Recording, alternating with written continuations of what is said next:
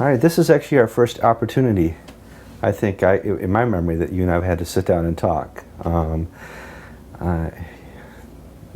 and I have been around the world together, but and I've been to events you've been to, but I've never had a chance to interview you before, so this is our first opportunity. And I want to thank you for that opportunity. Your diocese, Jos in Nigeria, is at kind of at the tip of the sword between the conflict between Christians and Muslims. And do you think the violence that's going on in Jos is going to spread to other places like Sudan, Tanzania, Kenya, and other parts of Africa? Or is this just something that's just going to be limited to your location?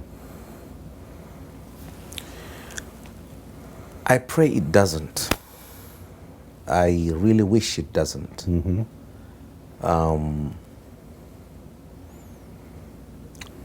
But from looking at the history, the recent past, in the wave in which some sects of the Islamic religion are taking their zeal for their faith and the direction they are taking, it doesn't seem as if it's just a local Jos affair. Even Jos, no one would have ever believed that it would happen if you said so 25 years ago. Mm-hmm. And yet 25 years ago, when it began in Zaria and Kaduna, Jos had been okay until 10 years ago. Is one of the problems that Jos sits up on a hill and it's in between the Christians and the Muslims? It's kind of, for all intents and purposes, it was a neutral zone, and now the conflict has arisen. That's why you're having so much trouble in Jos? No, Jos is, that will be one out of the many troubles, that has come on it. But the thing that's fairly obvious to me is, like I said, if you look at the events happening south of the Sahara, and particularly the new direction of certain sect of Islamists, any reason would just provide a platform to start off the experiments of spreading their zeal. Although there is the other factors concerning Jos, and there are many actually, that are solvable, easily would have been solved years ago. But now too many things have come into the situation in Jos. And I fear for Christianity, I fear for the church, I fear for Christians in Jos, because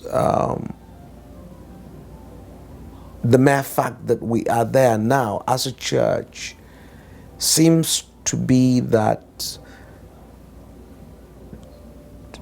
the world that doesn't like Jos has come together. Mm-hmm. And that could be for any reason, political, religious, ethnic, and sadly, not even many Christians understand that there are many reasons why people don't like Jos. Mm-hmm. But let me also say that Jos is blessed. Jos is a wonderful place to be. It's very rich agriculturally. It's high on the plateau. It has a good climate. Anybody would want to own Jos. So to conquer Jos, which is another reason also that some might give, will be a price to be taken. And if the Christian faith also settles in Jos, that can be a beacon of light to the rest of the nation. Economically, Jos also is quite viable, very, very viable. And geographically is located in a position to control traffic between the north and the south and south and the north. So there are many reasons why somebody can heat up the polity and create tension to want to destroy Jaws. And any persons, any religion, any group of people that will want to stop in their way will have to go. So it may not necessarily be that we in Jaws do have a problem, but people can just create an intention to want for any of these reasons to get on the neck. And this is kind of what happened in 2008. There were false rumors from the Muslims at the time that the Christians were attacking Muslims. Yeah. And that created a very violent situation. You were threatened with death. Your dear wife Gloria was beaten and attacked. And you know, are Muslims gaining through violence, or are Christians in their faith really standing up? Is this strengthening the Christian faith, or is violence a successful weapon against the Christians? Violence is a seeming success, and it is, we can say, is fairly successful because in areas where Christians used to live and they've been killed and their security is not guaranteed, they move away. Now, eventually, somebody will have to take over that land, certainly not the same people. In the main town itself, where they've been driven away, their houses have been bought at pittance, so they've lost. So in a way, violence is gaining. But also we can say sadly that the church is losing because some people have lost homes, they've lost land, they've even lost identity. And the Christian faith is, we're truly urging them not to retaliate, to forgive, and all of that. And it's difficult to take. And some of them have actually gone back to paganism.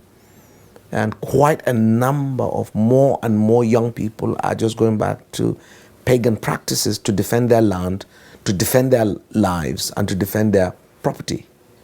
So again, on that score, the church has lost. Yeah, because Josh is just not Christian Muslim. There's Christian, non-Christian, and Muslim. Yeah. You know, there's a lot of unreached people. Plenty. And you know, you're saying the Christians are just giving up and going back to the former lifestyle rather than face the violence. Yes. That the Muslims No, it's offer. not just going back to their lifestyle, it's going back to defend their land because they feel that the Christian gospel is not able to defend their land, it's not able to defend their lives, it's not able to defend their property, and the government is unwilling or unable or incapacitated in providing security. So if they went back to pagan practices, you must understand that that's another world entirely. It's a world of evil powers, it's a world of charms, it's a world of magical, you know, all kinds of things. Human sacrifice is involved. So it's a dangerous world people are going back to. But let me also add that there are also Christians who are on their knees night and day crying to the Lord. There is a silent revival going on. This is across the denominations. And there is a monthly prayer meeting that goes on in the city of Jos. And Christians gather from one church to another across the denominations. It's usually full, and you would love to be there. People pray and cry to God passionately. The zeal for mission is being kindled. So out of all of this evil, I am trusting that God will have mercy to revive, to restore, and to transform His people, His church, for His mission. We know it through Christian history that in the past, when Christians have been persecuted, they've grown, churches and stuff like that. But governments bear some responsibility. Is the Nigerian government somewhat responsible for not intervening or not providing safety for Christians? I would not like to ask them to provide safety for Christians. I would like to see them provide safety for everybody. And in that, I think the Nigerian government has not done well over the years. A few weeks ago, I think the new president and probably a new team that sees the potential danger have decided to flood the city of Jos and its environs with very strong security. Mm-hmm.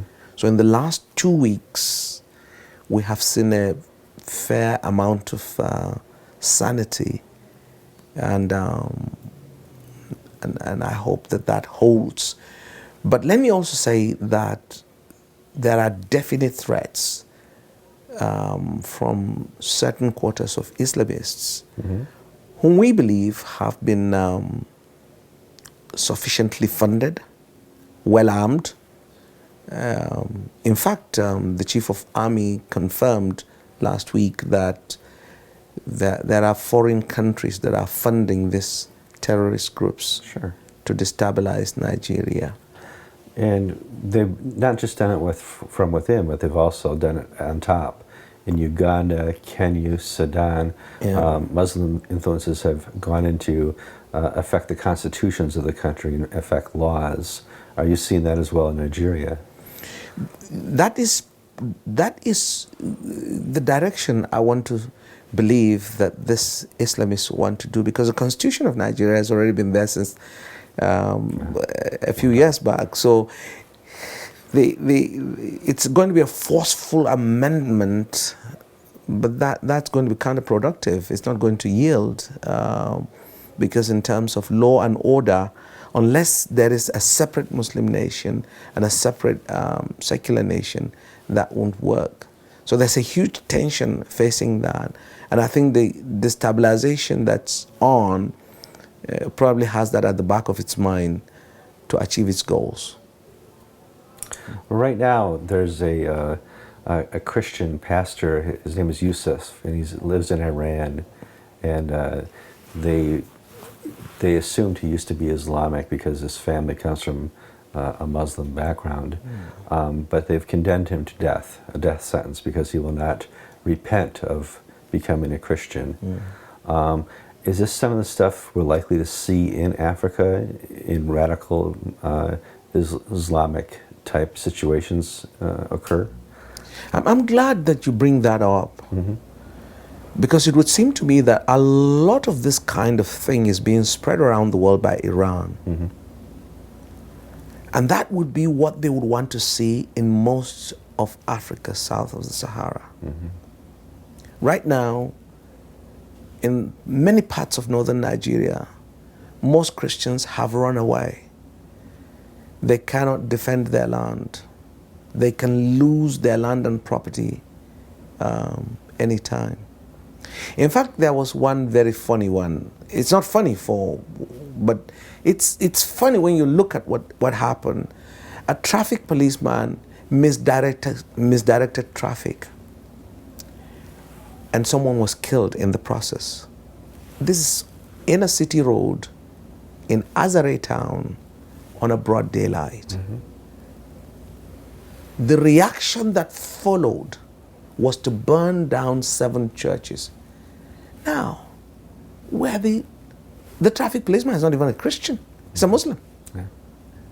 So why burn down churches? You see, so at the slightest excuse, Christians in the north of Nigeria pay with their lives, with their property, and with heavy losses.